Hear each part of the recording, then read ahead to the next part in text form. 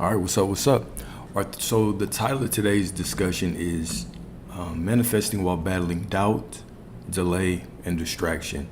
So, we're going to look at the spiritual journey in terms of the spiritual warfare that you're going to encounter within yourself whenever you try to improve your life in any way, right?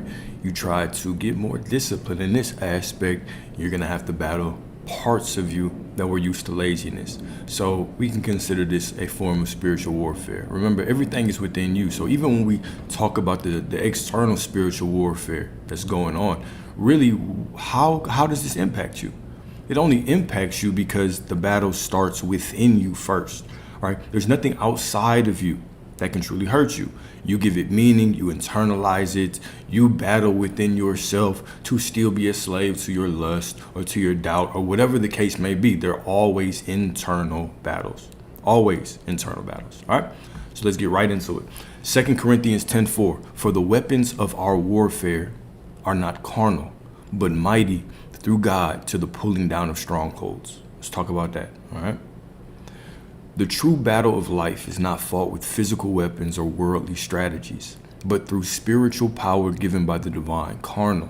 When we talk about carnal in this verse, right, it refers to anything rooted in the flesh, ego, manipulation, fear, force. Remember, when we talk about scripture, anything that is referencing people of the earth or carnal or Satan or a devil, we are talking about earthly things. We're talking about the doubts within you. We're talking about the thoughts that lie to you and pull you away from the version of you that you are trying to walk as. That's what we're talking about, all right? So the true battle of life is not fought with physical weapons or worldly strategies. So what's up? But through spiritual power given by the divine.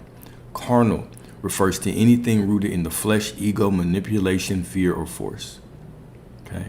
In the flesh, in the ego, manipulation, fear, force, all of these are very low vibrational ways of being, right? It is, how can we say this clearly, right? When you're moving based on those things, it's simply you're embodying a lack of trust. You're embodying a lack of faith, okay? So instead, we are armed with divine tools. We're all born with these divine tools, faith, truth, and the word. Now, when we hear the word, we're not talking about picking up your Bible and waving it at a demon in front of you to get it to run it away. We're talking about your spoken word, your ability to communicate, your ability to speak over every circumstance. Thou shalt decree a thing and it shall be. This is what we're talking about, all right?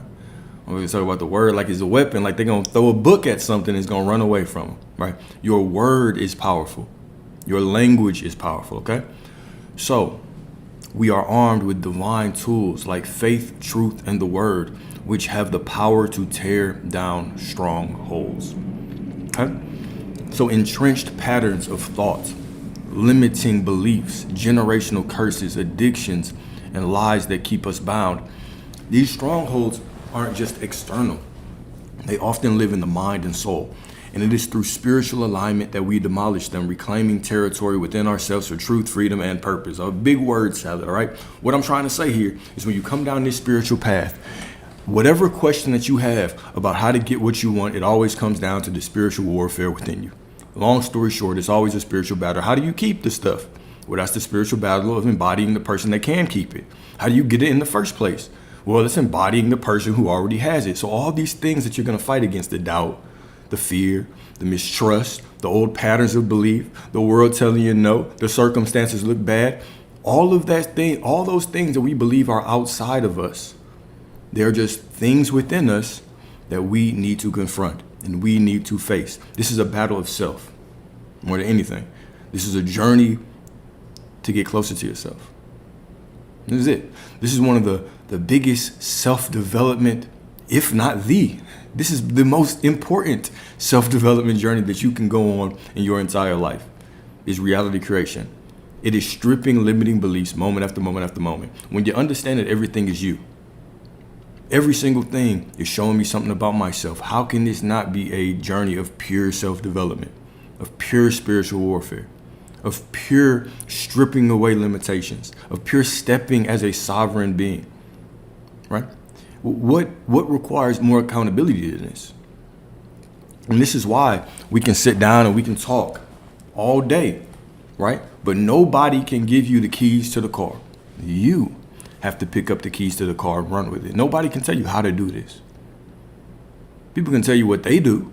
I can tell you a whole bunch of different ways that I've seen success. Clients have seen success. Other people I've talked to have seen success, right? You can read a whole bunch of books together and interpret them a certain way. But guess what? Guess who has to do all the work? You. Nobody else. You. You are the one who has to wake up in the morning and put on and embody that new person. You can't blame anybody else for your reality. You can't blame your parents. You can't blame your ex. You can't blame your homeboys, your homegirls, the job, the car. You can't blame the situation, nothing. It's all you. And once you come into that knowing, it's like, okay, well, shoot, if I make the rules, then I make the rules, right? We say that, okay, I am the creator of my reality. And then we say, okay, how do I do it? You see the contradiction right there. We say, okay, how do I create my own reality? I am the creator of my reality. Now, how do I do it? Well, you do it through your focused awareness of what you are expecting. Now, if I feel like I want to walk as poverty or prosperity, my bad. I want to walk as prosperity, but I'm still embodying poverty.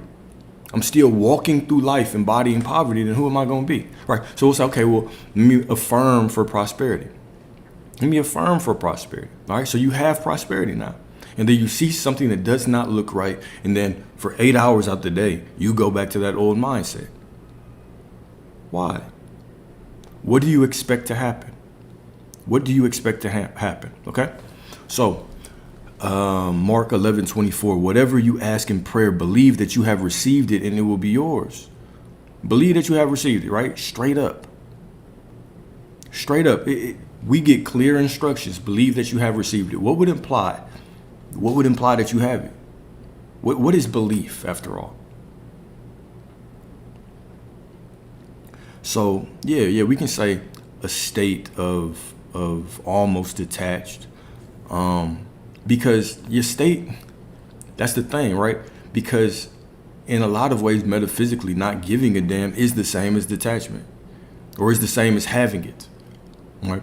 It's as if, let's say that you get a new car today, dream car. And for 2 weeks, it's going to feel really exciting. You'll get a dopamine hit every time you get into the car. You're going to start running down. You're going to get a dopamine. I can already count down the troll comment about to come. I can already see it loading up, all right? You get a new car right now. You jump in that car and you start driving for a week, for 2 weeks. Eventually, now this is your baseline. Other things happen, right? Oh, I got to pay the note now. Oh, I got to get an oil change now. I got to wash it now, right? It becomes normal. So not giving a damn is damn near the same as having it. But, why did I say this but? Why I say this but, okay? Here we go. All right, why I say this but is because it's not that you actually have to give away your desire. You don't have to give away your desire at all. You simply have to detach from how it unfolds. You simply have to detach from how it unfolds. All right? I can focus on what I want all day. I can think about what I want all day, but I'm going to constantly tell you, go to the end and stay there. Go to the end and stay there. I already have it. All right. Now, does that mean I'm going to want it less? Maybe, maybe not. But what I have to detach from is the actual journey. As I'm going through this journey, I can't be too attached to how things look. Right? When we get so attached to that desire that we're trying to micromanage the process, first of all, it's showing a lack of faith. Right? And second of all, we don't know everything. We only know what we can see right here. We only know what we can see right in front of us. So it makes no sense for us to judge because we can't see what's happening in back rooms. We can't see how other people need to help us, how we need to help other people. Right? We can't see these things. So it makes no sense for us to judge things based on appearance. This is why scripture even says, don't judge on appearance, but judge righteously. Okay? So, introduction. So the invisible war begins the moment you speak. To manifest is not to merely desire. It is to declare war on every lesser version of yourself, right? Every false belief and every demonic delay that dares to stand between you and the vision God planted in your soul. All right. So let's talk about that. All right, let's talk about this statement because this is important. All right. So to manifest is not to merely desire. It is to declare war on every lesser version of yourself, every false belief, and every demonic delay that dares to stand between you and the vision God planted in your soul. All right, let's break this down here. Okay, so you want this desire. Now, when I tell you go to the end and stay there, let's talk about what this means. All right, let's use an example. Let's say that you want a specific person. All right, because that's what a lot of people want. A lot of people want that specific person. So what is going to the end and staying there? Going to the end is, okay, you have that person right now, right? So the moment that you decide that you have a desire, once you grant it to yourself, you have it. All right, I have it. What is granting it to yourself? What is embodying that I already have it? Does it mean that I will feel a certain way? Perhaps. But what is more important is that you actually say the word, that you declare that you have this thing. That you walk in the embodied knowing. What is a knowing? What is belief? What is faith? What is all these things, right? All it is, it's a return to that same story, a return to that same thought. All right? Anytime that subject comes up, I go to the end. I already have it. If I feel nervous about it, I already have it. All right? Now let's go a step further. So that is a very plain rule. Now, anything that's not in alignment with that, all right, is a limiting belief. Anything that's not in alignment with I already have it is a limiting belief. All right. Now let's use some examples, some common examples. All right. Well, what if it's taking too long? What if I wanted them in 2 weeks, but now it's been 3? It's taking too long. Well, if I already have it, first of all, I have to not be concerned with the time. I want you to think about deadlines like this. All right. Can you pull somebody in a deadline? Absolutely. Can you pull anything you want in a deadline? Absolutely. Like I'll say, people will say like time doesn't exist. Sure, but you are the author of time. You should be able to play with time. You should be very confident with time, right? But what happens when most people pull a deadline into it is they introduce a whole lot of resistance. It's this constant looking around for validation. Oh, the time's getting closer. Now I get more worried. This is what most people do. So this is why going to the end and staying there is going to help you, because the implication that you have a time, that you have to hit a deadline, the implication of a deadline is that you do not have something. What does a deadline mean? All right. If I've already have it, the deadline doesn't exist. It doesn't exist. So yes, you can feed yourself a deadline, but you also have to be conscious enough and aware enough to know that, you know, if I'm overly thinking about the deadline, I'm overly in the story that it's not, that I don't have it, or else there would be no deadline. Okay? So the easiest thing for you to do is ignore the deadline. All right. So let's say we're going forward, and let's use a different example. Let's say this person does something that, you know what I'm saying, it just looks off. It just looks off. Matter of fact, they tell you they don't want anything to do with you. They tell you, I want to deal with somebody else. All right. Now we'll constantly ask, well, what do I do if the situation looks unfavorable? Why is that such a dangerous question? Because it implies that the situation is conditional. If you have it, then how can you worry about what you need to do? If you have it, then you know that this is just a stepping stone. It doesn't matter what the situation looks like. It is going to unfold for you. You've already seen the end of the movie. You've already seen the end of the movie. So you have to stay in the end. You have to stay in the end. All right. And we can use whatever.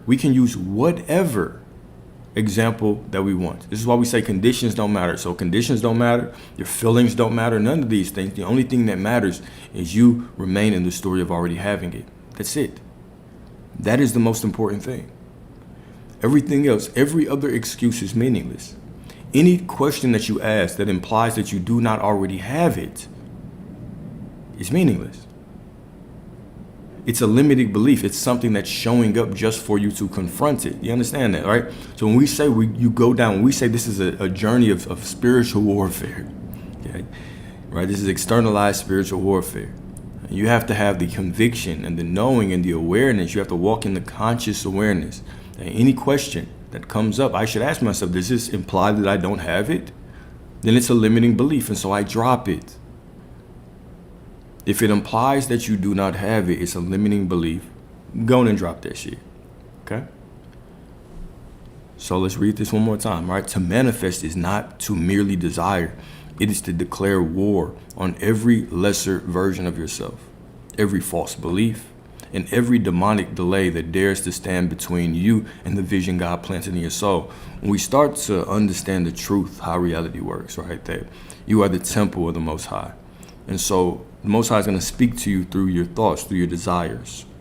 So that desire is not just you generating it out of nowhere, right? This is source generating it through you saying, okay, this is who you really are. This is who you really are right now. You couldn't have a desire if you weren't in perfect alignment with it. Now, why does scripture say be like children to enter the kingdom? We also know, seek ye first the kingdom and then everything will be added unto thee. Okay, seek ye first the kingdom. So when I am in that kingdom and I get that desire, I get that version of me in my mind. This is important to understand, right? You could not have the desire without being worthy. You could not have the desire without being in alignment. So from the moment you get the desire, you immediately go to I have it. And now anything that implies you don't is what? It's a lie. It's a false belief. Because this is who you are right now. You've claimed it. Right now you have it. So you think, oh, I'm not acting right. I have to act a different way. That's a limiting belief. That's making it conditional. That's saying that you have to act a certain way to get it. All you have to do is claim it and live in the end. Stay in the end. Decide that right now you are the person that has it. You are the person that it is unfolding from within. And everything that implies that you are not is a lie. This is the spiritual warfare. This means going against the thoughts of the lesser version of yourself. What does that mean? The old version of you before you claimed that you had it. They had these thoughts and then you had this desire, right? This is part of the game. You go through difficult times just so you can get clarity on what you want. So you're going through a situation, you get clarity on what you want, right? Get a little bit of clarity, a little sneak peek on what you want, and that's reminding you of who you are. And now as you walk through life in that knowing, the person you were 5 seconds ago that had the negative thoughts, the negative beliefs, they thought this way, they wanted to strive and work and do all these things, that one is the one that you have to bring on board. Bring them on board, all right? We don't think like that anymore. We're going to drop that limiting belief. All your new life is going to cost you is the old version of you.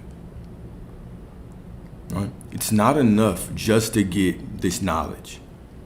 You have to be a practitioner. You have to be a practitioner of this. Okay? And once you become that practitioner, now your life can follow suit. Okay?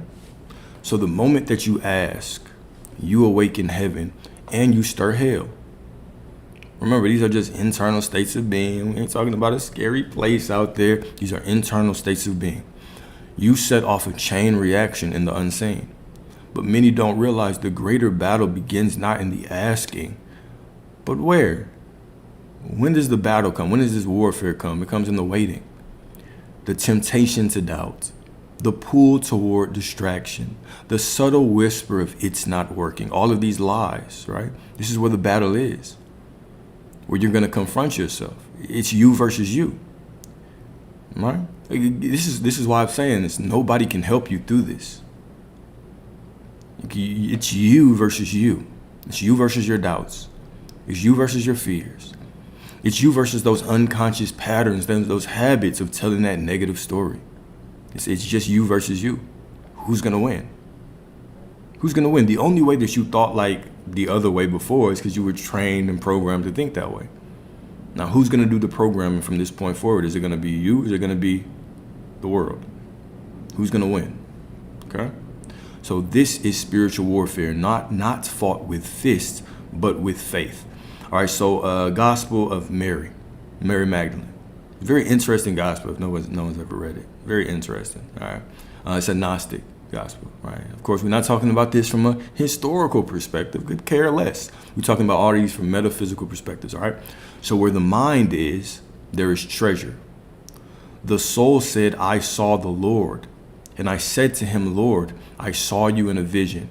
And he answered and said to me, blessed are you for not wavering at the sight of me.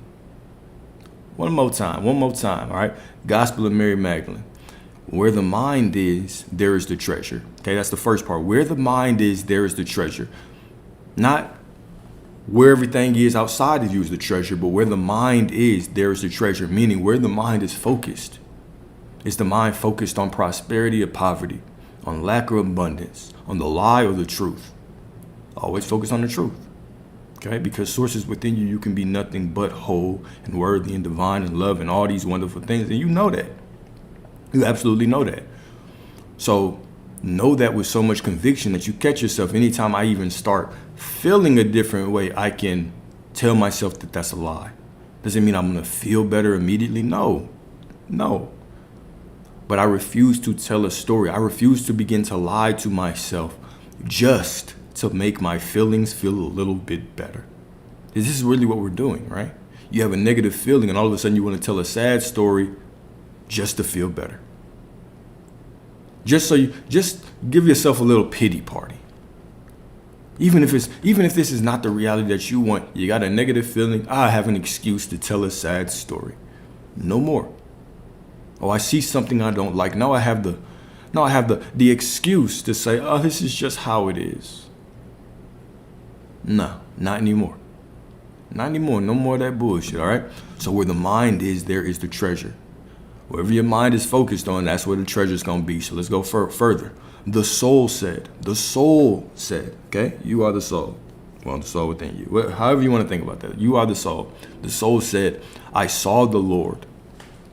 And I said to him, Lord, I saw you in a vision. And he answered and said to me, blessed are you for not wavering at the sight of me. Blessed are you for not wavering at the sight of me. All right, let's go a little bit deeper. Let's put this in a little practical way. Let's put this in a little bit of practicality. Let's sprinkle a little practicality on here, okay? Man, all of a sudden I got this vision of wealth, of prosperity, right? My brothers, I know you feel me. You get that vision of that car with that woman in the passenger seat. Maybe another one in the back seat. I don't know how you like to roll, right? But you get that vision. What does that vision represent? Okay. I know you're probably like, oh, make it a wholesome vision. That's not the Lord. It's more.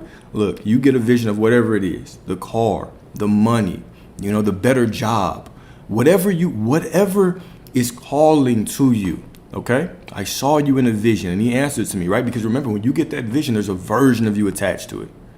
There's a version of you attached to it. Okay.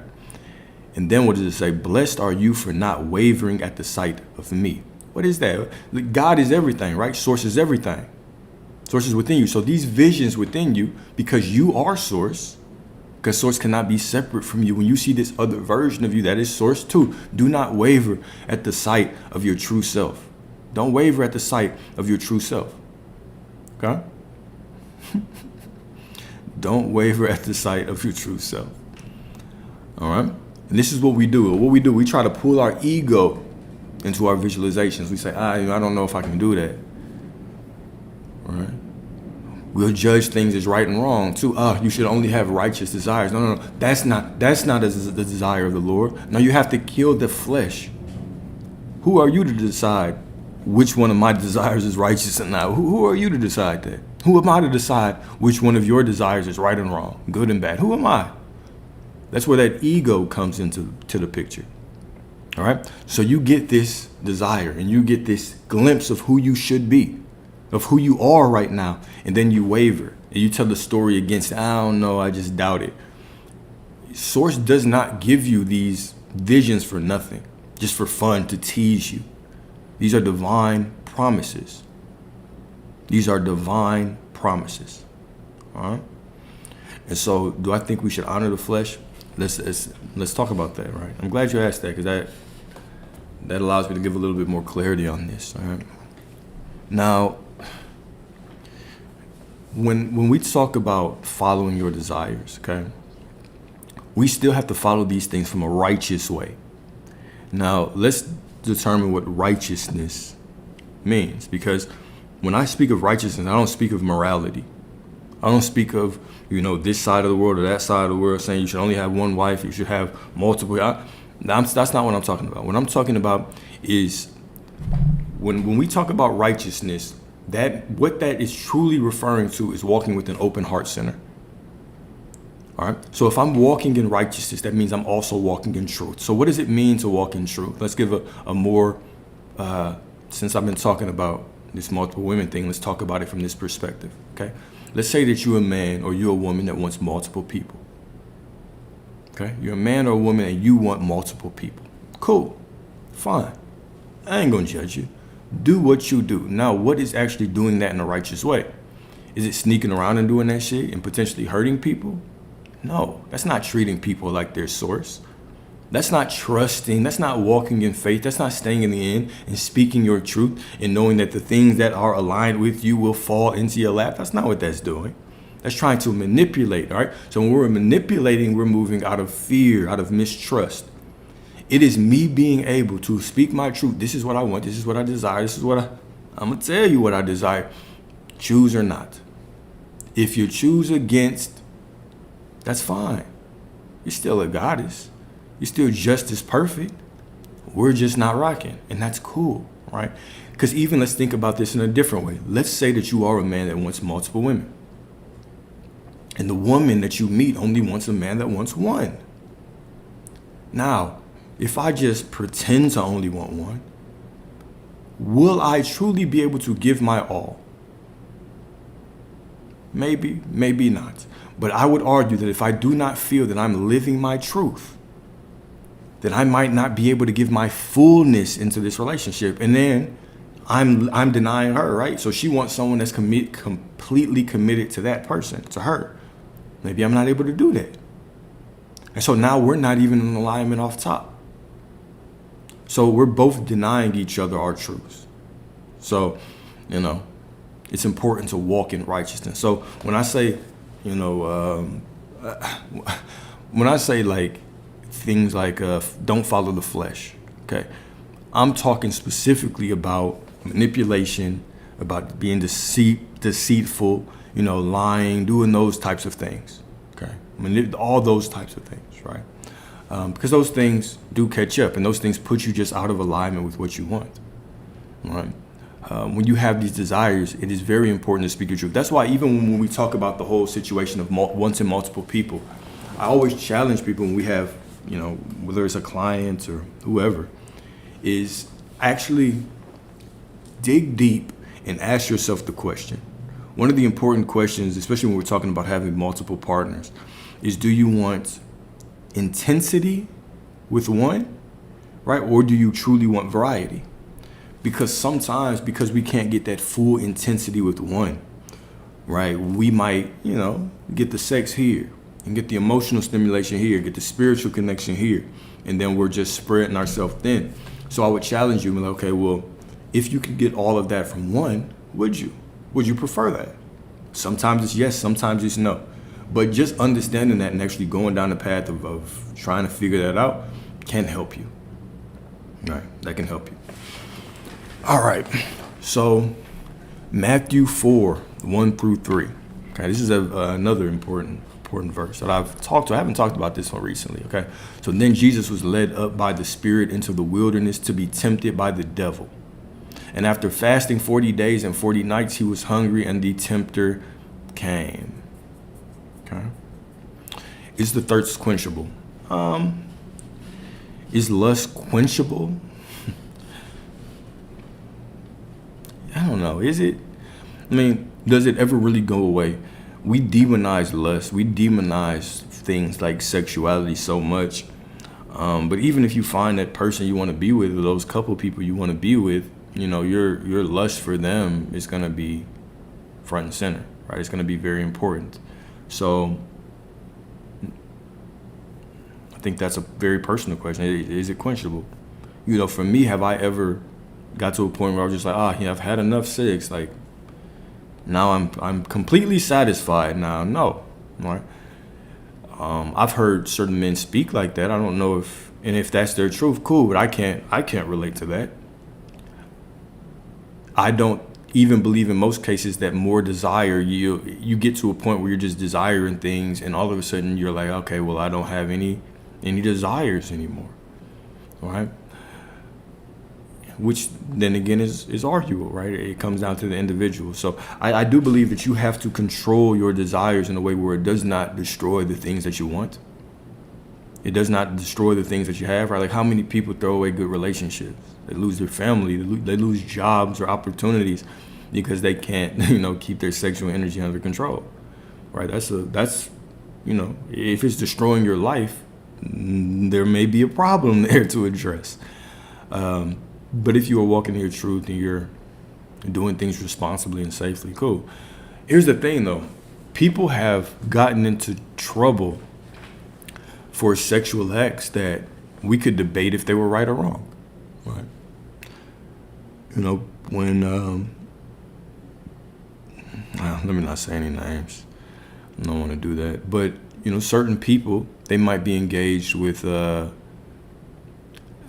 let's say that we have an older man that's still with a younger woman, right? Sometimes there can be backlash for that, but I don't know. We could argue, is that right? Is that wrong? Well, sure. I mean, I guess it's based on perspective, right? It's based on perspective, right? But if we look back through history, women have been married off at a young age for a long time. For a long time. Does that make it right or wrong? Shit, it's another thing that's based on perspective. So if it's, there's no sexual consent, well, that's one thing, right? If there's no consent, that's one thing.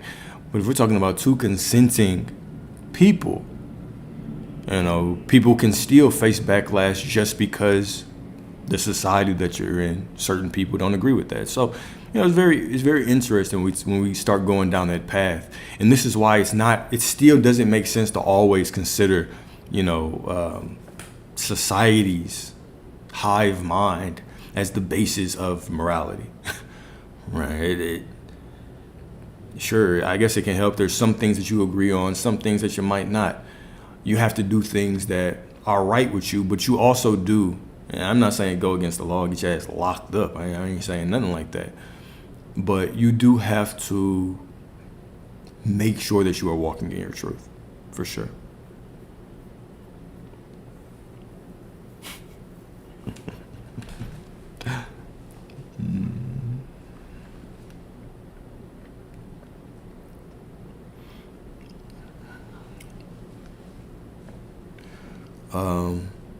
Christine, what's up? Good evening. Recently been ghosted and noticed what it hit my confidence is taking. Any words of wisdom?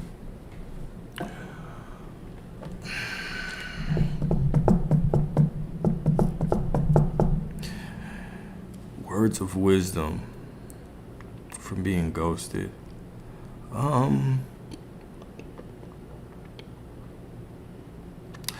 Sure, absolutely. We have situations in our life that unfold in ways that we would not prefer sometimes. And I'm going to talk about this purely from a metaphysical sense.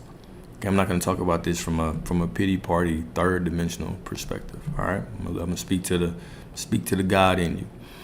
You have situations that don't go right in your life, and they always are going to give you an opportunity to choose. Okay, everything in your life is meaningful to some degree, unless we believe that this universe is meaningless. But we understand that everything is meaningful. All right. So as you go through life, you're going to have two types of things. You're going to have certain things that feel good, that you like, that you want more of. And you're going to have other things that you don't like, that don't feel good, that you don't want more of. Right. And so when you go there, when you start asking those questions, when you become present and you're walking through life and you begin to ask yourself, okay, what do I actually prefer in this situation? What is this situation trying to teach me? Okay, that's where your growth is going to be. But until we get there, we're going to go through a lot of situations and it'll feel like hurdles. They're going to feel like somebody's hitting us with a bat. We're going to feel like the external world is doing something to us, but it never is. It's always just giving us an opportunity to choose differently. Okay, so even if I talk about it from a perspective of ghosting, all right, we can really break down that whole situation. How long had it been? All right, what was the nature of it? Is that the type of person that you want? Do you want someone that treats you like that, right? Did you see any signs beforehand? Is this a habit? Has this happened before? right? If it's happened before, is this something that's in your consciousness that just continues to outpicture because it's something that you worry about and you focus about, all right? Was it completely out of nowhere? Well, then I would challenge you, all right, let's go within yourself and see, okay, has there been, when we talk about your self-concept, is this something that you expected or not, right? So we can go a whole bunch of different ways, but I will always say, study the situations that you're in and try to really understand mentally, what you had to be expecting to actually get to that point in your life, okay? So, all right, so part one, the ask, a sacred declaration. Every genuine ask is a summons, right? A trumpet sounded in the spiritual realm. You are not simply requesting, you are summoning your destiny, okay? You are saying, let there be. Let there be. Okay, just as the Creator once said, you are co-creating with the divine. But once you have asked, the ego wants evidence, the flesh wants proof, and the old you wants to stay in control. And this is where, right, the war truly begins. So the difficulty or the journey really starts in the middle. This is where it really starts, okay?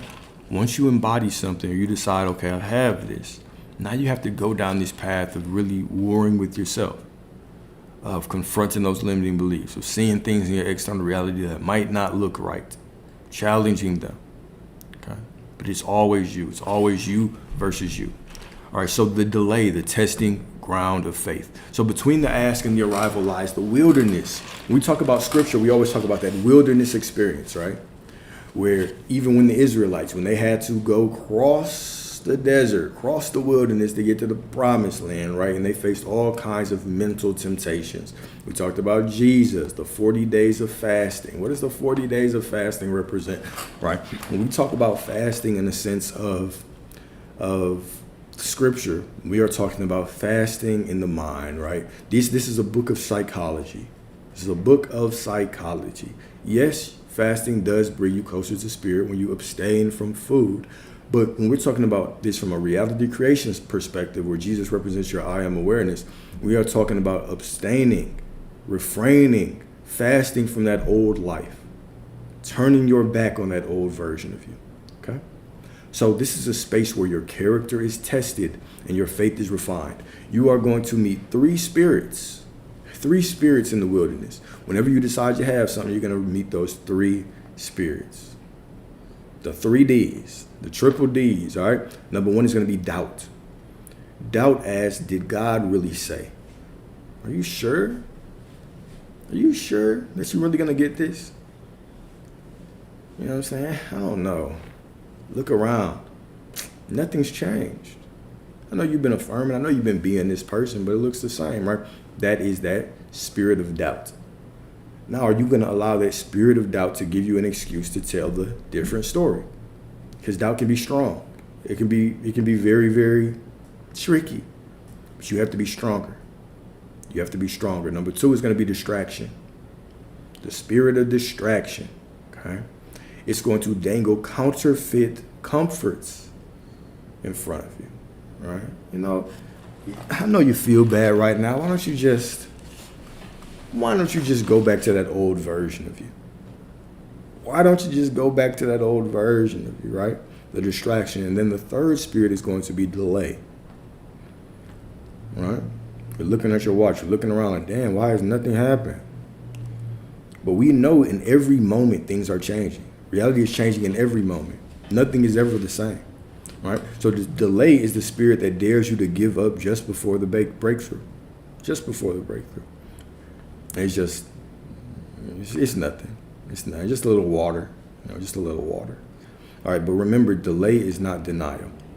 Delay is not denial, okay? If you'll keep walking when there's no confirmation, if you will worship before the walls fall down, then everything will come through to you, all right? So letting go, the weapon of surrender. Here is the paradox. After you've asked with boldness, you must now surrender with even greater power, okay? Letting go is not weakness. Letting go is the highest form of trust. It says, I don't need to see it yet to believe it now. I release the need to control because I know who holds it all. This is the art of divine detachment. You don't walk away from the vision, you walk in the direction of it without grasping. You don't force, you flow. You don't panic, you prepare. Okay? You have the power. You are the one who makes the decision if everything is working out or not. You are the one. You are the one. You are the chosen one, right? You are the savior that you have been waiting for. You are all of those things. And once you wake up to that reality, to that knowing, you don't need proof from the external reality anymore. You walk through life with the conviction that because I have changed, everything must change. Because I am who I am, everything else must be who I am. Everything else must be who I am, all right? So part 4, the miraculous unfolding. Heaven honors the rested heart. When the soul is still, heaven speaks louder. When your heart is unclenched, the blessing has room to land. Okay, Psalm 46:10. Be still and know that I am God. Miracles are not born from striving. They are born from alignment. But your power lies in your peace. Every time you rest and trust, you strike down another lie. Every time you walk like it's already done, you disarm fear. You disarm fear. One of the more powerful things that you can start doing, especially in times where you feel doubt, is coming back into the present moment, right? Just kind of relaxing into what's going on, whether it's a conversation, being present in it, whether you're just sitting in your room, just looking around, just enjoying what you are in right now. Maybe things look like they could be turning out negatively, but everything right now is okay. Everything right now is fine. In this moment is where your power is. Remember, source is within you. Source is within you. And you can be still enough to just simply feel the radiance, your essence, vibrating from within you and permeating and just changing everything around you. Right? But you have to rest in that knowing. Come back to your presence. So when we talked about presence and awareness and consciousness a lot lately, right? Like how important it is to be aware as you go through life.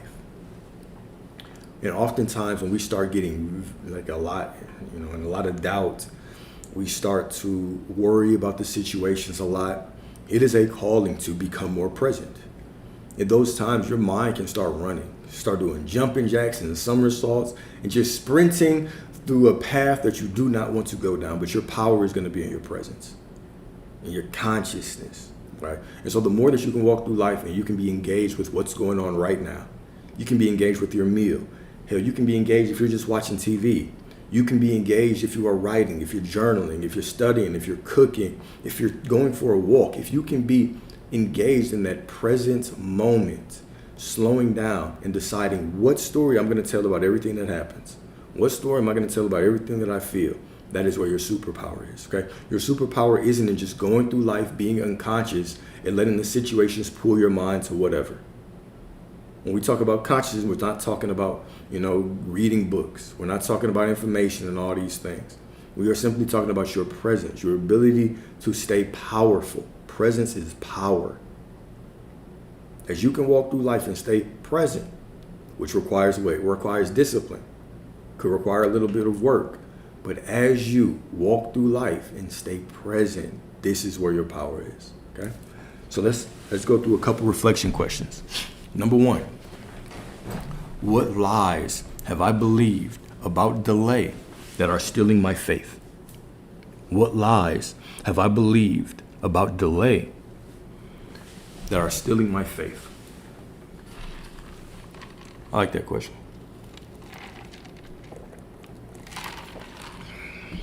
Right? What lies have I believed about delay? We often think delay is this big ass hurdle. Something must be going wrong because I don't see it yet. Maybe I'm not affirming or visualizing right.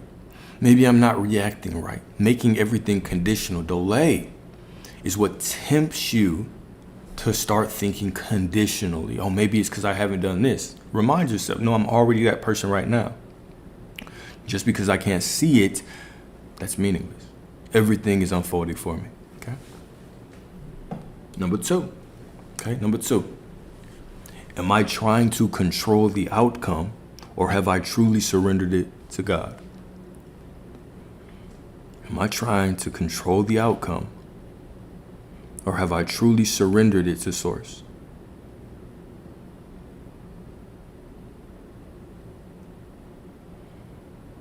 All right. Let it flow. Let it flow through you. Right? Let it unfold from within you. Right? And remember, what you are being, you plant that in the soil of you. It's planted in the soil of you.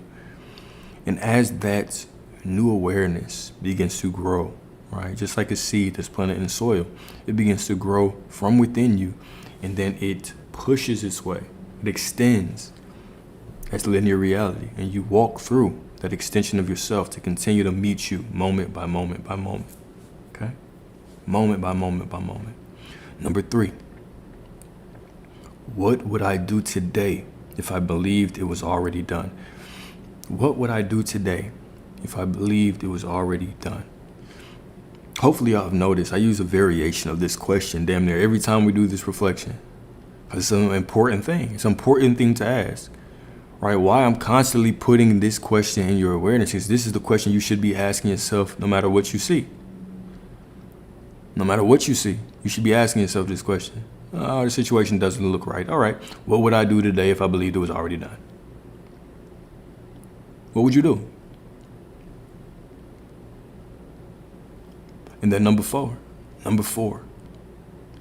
where is doubt disguising itself as realism in my life?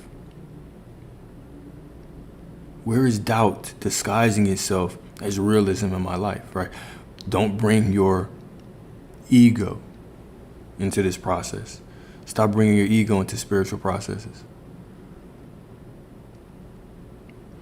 My questioning things, I don't know, the economy now. With the economy this way, I shouldn't be doing this. And maybe my prosperity is not, maybe I don't need it because other people are suffering. Those types of things. Okay?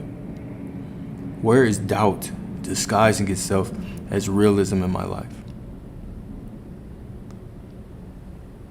Number 5. This is a beautiful question right here. Number 5. Can I honor the space between the ask and the arrival as sacred? Can I see it as sacred? Can I honor the space between the ask and the arrival as sacred? Because it is. This is the character development space. This is the soul expanding space, right? The wilderness, the void, that is the painful situations, the situations where you feel that doubt, where that is the soul expanding space. This is the space that really shows you who you are, that really allows you to solidify who you are.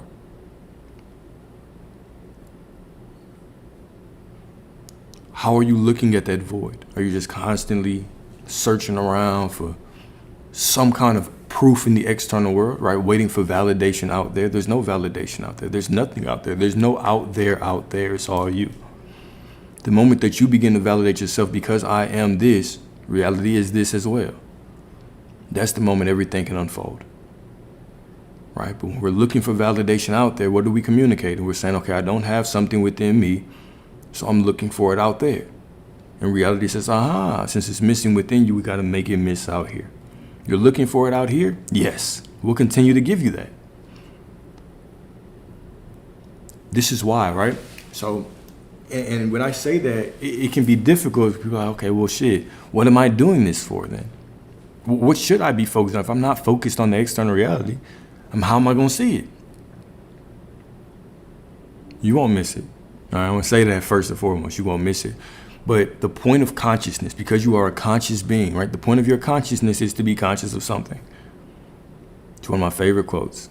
So here I go with this same speech that I've given before, right? The point of consciousness is to be conscious of something. All right? And when we're constantly putting our consciousness on things out there, All right? We're supposed to be still and know that I am God. We're supposed to make no false idols. But when we're doing things just to get that thing to change, we are communicating that thing is more important than us. The purpose of your consciousness is not to put your consciousness on things that are not real, on temporary things out there, but to put it on yourself, because it all starts with you. This is why it does take some selfishness to get the life that you want.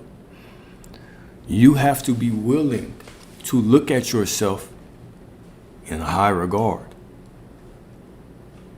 Instead of focusing on that person, you have to understand that they'll be privileged to have you. They are fortunate to have you. Right? You have to walk around like you're already prosperous. Well, how do I do that with no money? Give it to yourself in your imagination. Stop identifying with lack. If you can't afford something, then buy it in your imagination. Okay. And I did believe in heaven and hell. I still believe in it in aspects of your consciousness. I still believe in heaven and hell and as states of consciousness. But do I believe in a place of heaven and hell? I do believe that if that's something that you believe in, yeah, you're going to experience something like that. But for me, no, I don't believe in heaven and hell as a place. So those are the reflection questions. Now we got some affirmations. So go and sit back and enjoy these. We got probably about 10 of them today. A little bit shorter than usual. Which is perfect given the state of my phone battery right now. I believe that you are the resurrection.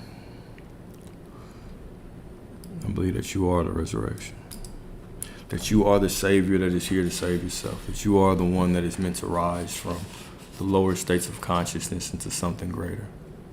That's what I believe. All right, so conclusion, walking like it's done. Let's get into these affirmations. Go and sit back and relax and go and feel these, okay? All right, so to manifest is to battle. Can you repeat the affirmation you said about closed doors? If I can remember, yeah, we can look for it. All right, so to manifest is to battle. To let go is to trust the victory is already written. Appreciate you, brother. Appreciate that. You are not just calling in a result. You are stepping into your divine identity. So ask boldly. Fight with your faith. Fight with your faith. Let go with power and walk like it is already done. Because it is. Okay? So ask boldly, fight with your faith, let go with power, and walk like it's already done because it is. Now let's get into it. All right? I do not need signs to walk in certainty. My soul remembers what my eyes cannot yet see.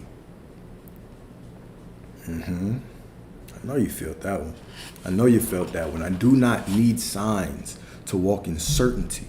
My soul remembers what my eyes cannot yet see. Beautiful, right? Beautiful. I am the evidence of divine intention, and that is more than enough. Might have stolen half of that, right?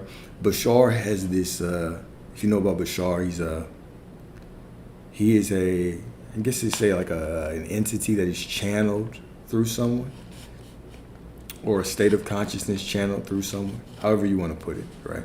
But he has this affirmation that he says, I am that I am, and that is enough, right? And why it's enough is because that is all you can be, and that is all that there is. Who I am right now is all that there is. My state of being is enough because it's all that there is, right? So I am the evidence of divine intention, and that is more than enough. All right? I no longer audition for worthiness. I simply embody it. It is written in script, not in circumstance. But remember, have a couple affirmations in your back pocket. Make them, you know what I'm saying? Get so used to them that they become like your favorite song lyric, right? How you can just bust out in song. Or somebody give you a shot, you jump on top of the table, you start dancing. Get you a couple affirmations. So whenever you are in a situation where maybe you're worried about money, you got an affirmation that you can use. Fight with your faith. That's what I meant when I said fight with your faith.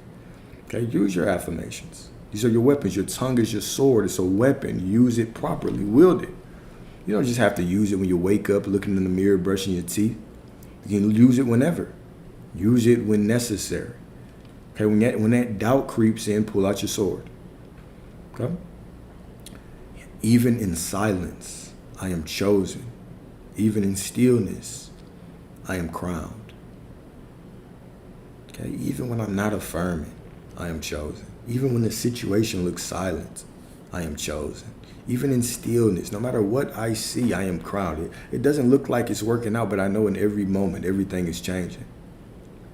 Remember that. Even in silence, I am chosen. Okay? I trust what God whispered to me more than the world's noise. I trust what God whispered to me more than the world's noise. Let whoever say whatever. Let whoever do whatever. Let the situation look like whatever. Detach from needing the external circumstances to look a certain way to know that you are him. To know that you are her. You don't need anything to look anyway. Detach from that. Let the people who tell you to shut up, let them keep talking. Let the people who tell you to stop doing what you're doing, let them do whatever. Let them say whatever. The promise is between you and Source. It's not between you, Source, and Jim. It's not between you, Source, and Tina. It's between you, Source, and that's it. That's it. Okay? I walk as if it is already done, because in the unseen it already is. I walk as if it's already done, because in the unseen it already is. Okay?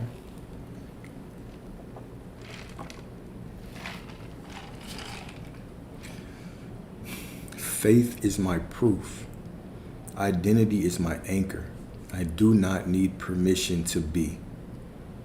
I do not need permission to be. To be what? To be whatever. I do not need permission to be. Not just be as in to breathe. You damn sure don't need permission to that. Okay? But you do not need permission to be whatever you want to be. In my Father's house is many mansions. You are the Father's house. Every perspective of yours is a different mansion. You don't need permission. You already have the keys to every single one of them. Grant yourself what you desire. Grant yourself the prosperity right now. Grant yourself the love right now. Grant yourself everything that you want right now. Right now, grant it to yourself. Okay? And then, let's see how many more we got. Oh, we still got about 5. Okay, cool. I don't wait for confirmation. I am the confirmation. Short and sweet. I don't wait for love. I am the love. I don't wait for prosperity. I am the prosperity. I don't wait for anything. I am everything. I do not wait for confirmation. I am the confirmation. Okay? Cool. I refuse to shrink for a world that cannot perceive the vastness of my becoming. I refuse to shrink to a world that cannot see the vastness of my becoming. I understand that you can only see what you see right now, and that's fine. That's fine. That is perfectly fine. It's not for you to see. It's not for you to see. Okay? My existence is prophecy in motion, unfolding in divine time. My existence is prophecy in motion, unfolding in divine time. What is divine time? Whatever you say it is, you're the divine. You are the divine. Time is unfolding from within you. You are linear time. You are linear time. Okay? All right, the last two. These ones a little bit longer, these last two, okay? Even if no one sees it yet, I see it in me, and that is enough. The deeper my knowing, the quieter I become. Proof is unnecessary when embodiment speaks. Doesn't matter who sees it. Even if I don't see it yet, I see it in me, and that is enough.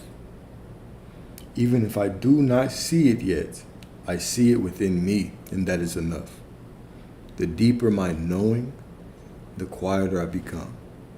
Proof is unnecessary when embodiment speaks. Proof is unnecessary. I don't need the world to show me anything. I know who I am. What's that Rick and Morty quote? It's like, your boos mean nothing to me. I've seen what you people cheer for. It's such a badass quote. Your boos mean nothing to me. I've seen what you people cheer for. That shit is, that's a bar. That is a bar. Huh? And last but certainly not least, I remember who I was before the world taught me to doubt. I return to that truth now. I walk with the audacity of someone sent by God because I am. I remember who I was before the world taught me to doubt. I return to that truth now. Right now. Not tomorrow, not after I affirm a little bit, right? I return to that truth right now. I walk with the audacity of someone sent by God. Because I am. Because I am. God sent your ass. You are standing in that room. Wherever you are right now, you are standing there because God sent you. Whatever you have in your mind, whatever desire that you are holding on to, God is sending you there. Walk in like you deserve to be there because you do. You do. So that was it. That was all. That was all I had. All right. We got about 3% battery left. All right. But remember, you don't do the affirmations to get anything. Understand that you do the affirmations to remind yourself of who you already are. Oh, I forgot. My bad. What was there was something about closed doors? Let's see. You remember what the name of the lecture is? We did too. I think we did What You Desire. I think we did Law of Assumption. What You Desire is already yours. All right, let's see if there's something about a door on here. Ah, found it. Found it. Found it. Look at that. Oh, just lost it. Okay, found it again. The moment the vision was conceived in me, it became my truth. Is that the one? I don't chase, I calibrate, I don't wish, I align, I don't knock on closed doors, I realize I am the doorway. Let's say it a little slower. Let's say it a little slower. All right? The moment the vision was conceived in me, it became my truth. This one was a bar. Okay, this one was a bar right here. The moment the vision was conceived in me, it became my truth. I don't chase, I calibrate. I don't wish, I align. I don't knock on closed doors. I realize I am the doorway. I don't knock on closed doors. I don't have to ask you to let me in.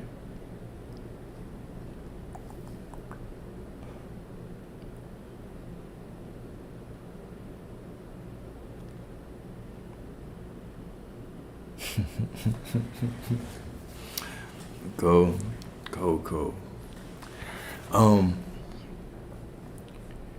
And then I guess the question I really want to answer before we end was the how do I deal with distractions part. So I'm just going to use this question to highlight the important thing again. Consciousness. How I handle anything is consciousness and awareness. It is me walking through life and being so aware for most of the day. Okay, no, not all the day, but most of the day. Being so aware that I'm able to choose how I want to react to things. Okay, if I have a feeling, I want to determine how I want to start thinking. If I see something that looks unfavorable, I want to determine how I want to continue to think. And I can only do that by being conscious. I can only do that by being conscious. So how do I handle doubt? I simply understand it's just a feeling. But this too shall pass, like everything else. This too shall pass. Now I'm going to feel a lot prouder, more proud of myself if when I'm feeling that doubt, I'm still able to tell the story about what I want. Yeah, okay, this doubt is a lie. Doubt's just a lie. I'll just ground myself right now in this moment. You know, I'll say some affirmations, maybe I'll go for a walk, maybe I do whatever I have to do, but I do not bend to doubt. Right? It's not my master, I'm the master, right? I'm the one calling the shots. It's just a feeling. Your feelings don't call the shots, right? Your feelings are just products of your old expectations. That's fine. We all suffered through the school system. We've all been through things that have made us doubtful, right? But no longer am I a slave to any of those things, right? And neither are you. So how I handle everything is with consciousness. How I handle everything, right? Doubt is just a feeling. Fear is just a feeling. All these things are just feelings, but they're not in alignment with who I really am. Right? So when I actually understand that, the game kind of changed. For me, it was when I stopped identifying with really any feeling. I enjoyed those feelings, and then in the negative ones, I just kind of see what they're trying to teach me, but that's all I'm doing. Okay, I'm not heavily identifying with a positive or a negative feeling. If I feel good, I'm going to enjoy it, though. If I'm happy, I'm going to enjoy it. If I'm having fun, I'm going to enjoy it. But if I'm feeling bad, I'm not going to say, oh, because I'm sad or because I'm feeling sad, that doesn't mean that I am sadness. It's simply just energy flowing through me, right? And if I'm in a good space or in a good place, and I'm going to transmute that energy on the spot. Right? I allow all energy to be used for whatever I want it to be used for. Okay. The example that I always give, so if you've seen the movie Doctor Strange, in the Multiverse of Madness, okay, the second Doctor Strange, and there's a scene where he begins to shadow walk. Okay. So we talk about shadow walking. In the movie, in the Marvel movie, in the Marvel universe, what it was is that somebody could use powers and they could jump into the body of one of their alternate reality thems, okay? Them in a different reality. So a couple characters will use this. So there was one reality where Doctor Strange died. And so he's tried to jump into that reality to use that body. And so he was violating spiritual law whenever he did that. And so there were a bunch of quote unquote demons that started attacking him and knocking him out that body. So they were attacking him and they would knock him out and he would wake back up in this other reality. So eventually this woman that he was talking to at the time, she just reminded him, she says, you're the master of the mystic arts. Use them. Use them, right? Why are you running from them and getting whooped by them, right? Use them. You're supposed to be the master. This is the same way that we have to look at ourselves. So immediately his eyes get a little bit bigger. And then all of a sudden he jumps back and he's okay, you're right. And he just starts grabbing them. And what he does is he starts adding them to his power. All right. So at one point he was a victim. And now all of a sudden he is the transmuter of that energy. This is the same way that you can look at whatever feeling. Energy is just energy, right? We're the one who attach the negative and positive connotation to them. We're the ones who believe that we have to walk around feeling a certain way to get things, right? This is just a human belief. Emotion is just energy and motion. All energy is just divine energy. It's God. That's it. We're the ones who tell the story that make us feel either positive or negative. So even if I'm feeling quote unquote sadness, that's still an opportunity for me to envision what I actually want and transmute that sadness. I point that energy wherever I want, right? If I feel sadness, I have two opportunities two opportunities, whatever. I can either take that time and just think about more shit that makes me sad, or what can I do? I can actually think about the thing that I want. That's it. Oftentimes, though, we use our emotions as an excuse to just continue to think about sad shit. Where the purpose of those negative emotions is just to give you clarity on what you want. It's not the purpose of negative feelings is not to sit and just fantasize about more negative things, create more negativity in your life. It's to actually get clear. There's a lot of motivation, even if you think about it from a practical sense. Where does most of your motivation come from? Does it come from when times are good, everything's going well? No. It comes from when things knock you down. And when things knock you down, now what? All of a sudden, you are able to focus that energy towards what you want. All right?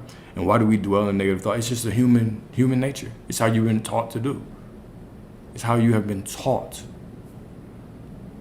You've been taught those things. That's the only reason that we dwell on it. But we can always unprogram ourselves. We can always program ourselves differently. We have the choice to do so. We have the choice to do so.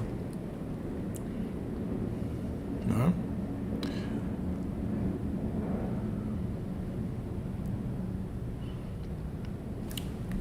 Yeah, let me check that.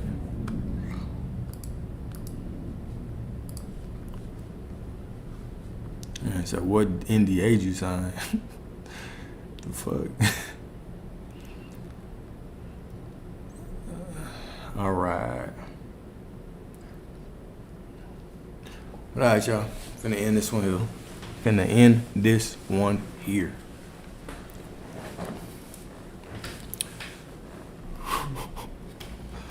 Okay. All right, y'all have a beautiful, beautiful evening. All right, y'all have a beautiful evening. Remember that you are prosperity, you are love, you are perfection, you are absolutely everything that you want to be right now. Right now, okay? Everything is unfolding from you to get you to where you want to be, okay? Remember that.